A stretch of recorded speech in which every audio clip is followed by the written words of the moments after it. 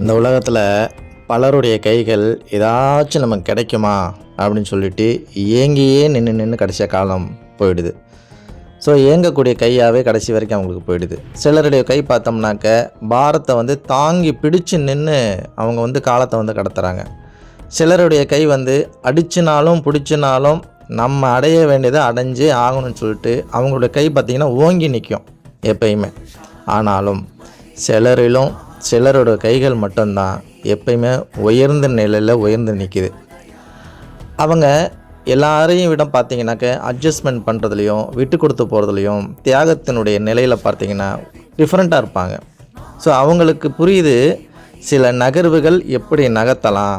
அப்போது அவங்களுக்கு புரியக்கூடிய விஷயங்கள் ஏன் எல்லாருக்கும் புரியறதில்ல. அப்போது அந்த இடத்துல என்ன நடக்குது, அப்போது ஏதோ ஒன்று அவங்களுக்கு பக்கபலமாக இருக்குது அப்படின்றது மட்டும் புரியும் எல்லாருக்கும். ஆனால் செயல்முறை அவங்களால அதை கடைப்பிடிச்சி பண்ண முடியல. காரணம் என்னன்னா, ஏதோ ஒன்று பக்கபலமாக இருக்குது அப்படின்னாக்க அதை நம்ம பக்கம் திருப்புறதுக்கு என்ன பண்ணணும் அப்படின்றதும் நாம் தான் முடிவெடுக்க முடியுமே தவிர நமக்கு மேலே ஒருத்தர் இருக்கிறாருன்னா அவர் அந்த முடிவை எடுக்க முடியாது.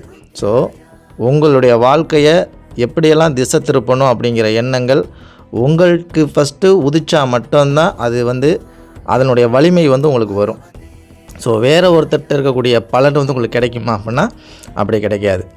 ஸோ பாவ மூட்டையும் நம்ம கொண்டுட்டு வந்திருக்கோம், புண்ணியத்தினுடைய மூட்டையும் நம்ம கண்டிப்பாக கொண்டுட்டு தான் வந்திருப்போம். அப்போது எதை எப்படி வேலை செய்யணும் அப்படிங்கிற சரியான நாலேஜ் இருந்தால் மட்டும்தான் இந்த கலியுகத்தை உங்களால் ஈஸியாக கடக்க முடியும். ஏன்னா கலியுகத்தில் நடக்குது எல்லாமே வியாபாரம் வியாபாரம் வியாபாரம் வியாபாரம் சம்மந்தப்பட்ட பக்தியாகவே கடைசி வரைக்கும் இருக்குது. ஸோ யாருமே நமக்கு மேலே ஒரு சக்தி இருக்குன்னா அந்த சக்தியோட சரணாகதி அடையிறதே கிடையாது. அந்த சரணாகதி அடையணுன்னா என்னன்னு தெரியலை, அதை எப்படி அடையணும்னு தெரியலை.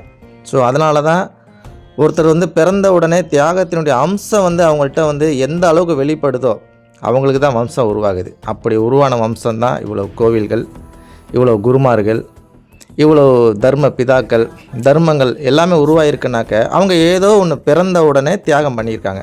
அந்த தியாகத்தினுடைய அம்சம்தான் பின்னால் வம்சத்தை கூட்டிகிட்டு வந்திருக்கு. ஸோ தியாகத்தினுடைய வலிமை நமக்கு எந்த அளவுக்கு இருக்குமோ அந்த அளவுக்கு நம்மளால் அடுத்த கட்ட ஸ்டேஜ் நடந்து மெல்லமாக கொண்டுட்டு போய் உங்கள் கையும் உயர்ந்த நிலைக்கு போகும்.